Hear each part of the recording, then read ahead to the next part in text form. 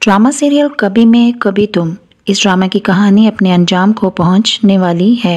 नाजरीन के लिए अब इस ड्रामा की कहानी के कुछ पहलू सामने आ चुके हैं। पहले बात करते हैं शर्जीना और मुस्तफ़ा की। मुस्तफ़ा शर्जीना और अपने होने वाले बच्चे को एक अच्छी और पुरअसाइश जिंदगी देने के लिए पैसा कमाने में मगन हो चुका है।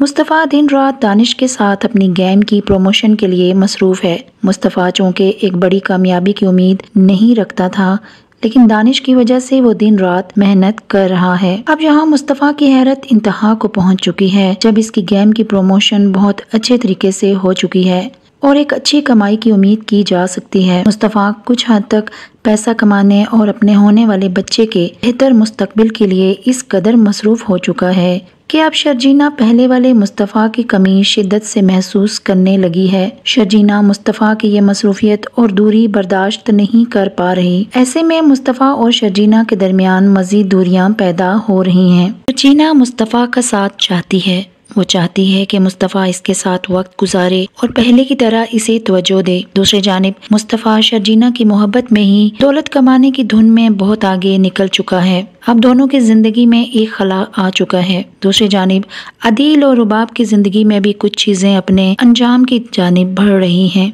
अदील रुबाब के अचानक वापस आने पर पहले ही परेशान है और इस बात का इजहार अपने सेक्रेटरी से भी करता है। अदील को ये बात समझ में नहीं आ रही कि रुबाब ने अचानक अपनी कंपनी के लिए इतने बड़े फैसले क्यों लेना शुरू कर दिए हैं और अब इस सिलसिले में रुबाब किसी मामले में भी अदील को शामिल नहीं करती। यहाँ अदील अपने सेक्रेटरी के कहने पर रुबाब के साथ ताल्लुकात बेहतर बनाने की कोशिश करता है और इससे पहले निताशा से भी मुलाकात करता है और इसे बता देता है कि कुछ वक्त के लिए इन्हें मुलाकात नहीं करनी है और एहतियात बरतनी है।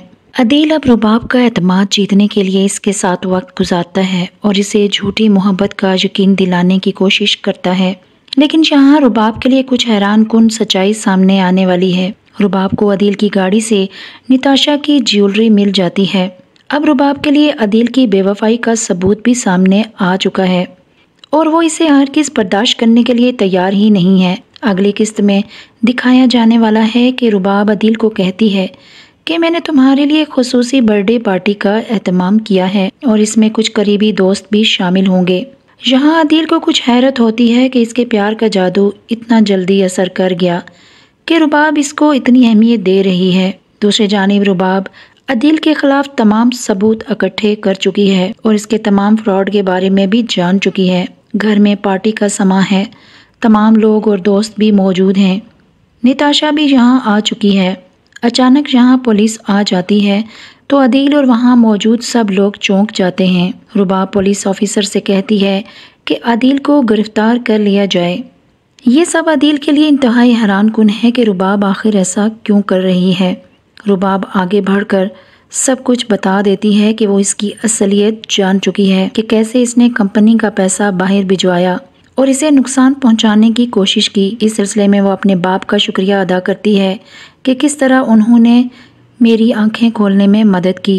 अभी ये सब कुछ अदील के लिए एक सदमे से कम नहीं है कि अचानक रुबाब अपनी दोस्त निताशा को थप्पड़ मार देती है और इसे कहती है कि अदील के अलावा इसे कोई और शख्स नहीं मिला था और इसने अपने शोहर और अपनी दोस्त के साथ धोखा क्यों किया। अब निताशा ये सब सुनने के लिए तो कभी तैयार नहीं थी और वहाँ से चली जाती है। रुबाब अदील को जेल भिजवा चुकी है और इसके माँ बाप को जलील करके घर से बाहर निकाल चुकी है। अदील के माँ बाप अब बेघर हो चुके हैं और सिदरा से राब्ता करके इसके घर चले जाते हैं। सिदरा तो पहले ही अदील के घर बेचने की वजह से परेशान है। अब इसे रुबाब के बारे में पता चलता है तो अपने माँ बाप को देखकर मजीद परेशान हो जाती है।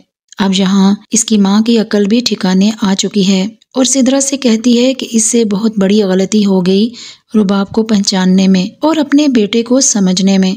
सिदरा कहती है कि पहले ही मैं कहती थी कि आप शर्जीना और मुस्तफ़ा के साथ ज्यादती कर रही हैं और रुबाब की असलियत तो मैं जान चुकी थी जब इसने मुस्तफ़ा पर चोरी का इल्ज़ाम लगाया था। दूसरी जानिब शर्जीना मुस्तफ़ा की मसरूफियत की वजह से और मुसलसल नज़रअंदाज किए जाने की वजह से जहनी दबाव का शिकार है और इसी वजह से इसकी सेहत खराब हो जाती है। शर्जीना की तबीयत अचानक बिगड़ जाती है और मुस्तफ़ा इसके पास मौजूद नहीं होता। मुस्तफ़ा जब घर आता है तो शर्जीना इसे बेहोश पड़ी मिलती है।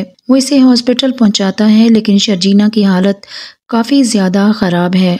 डॉक्टर इसे बता देते हैं कि माँ और बच्चे दोनों को बचाने की कोशिश कर रहे हैं। यहाँ मुस्तफ़ा शर्जीना के लिए बहुत ज़्यादा परेशान है और इसे अपनी लापरवाही पर गुस्सा भी आ रहा है कि जिस बीवी और बच्चे के लिए वो पैसा कमाने की धुन में लगा हुआ है, अगर वही ना रहे तो इसकी जिंदगी का क्या फायदा। अब वो शर्जीना के लिए दुआएं करता है।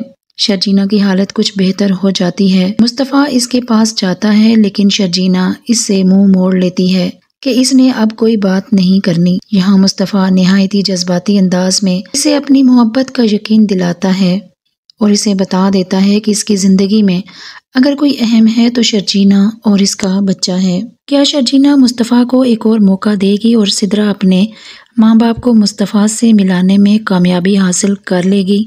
मुस्तफ़ा कैसे शर्जीना और अपने माँ बाप की ज़िंदगी में खुशियाँ लाने में कामयाब होगा, ये अब आखिरी किस्त में ही दिखाया जाने वाला है।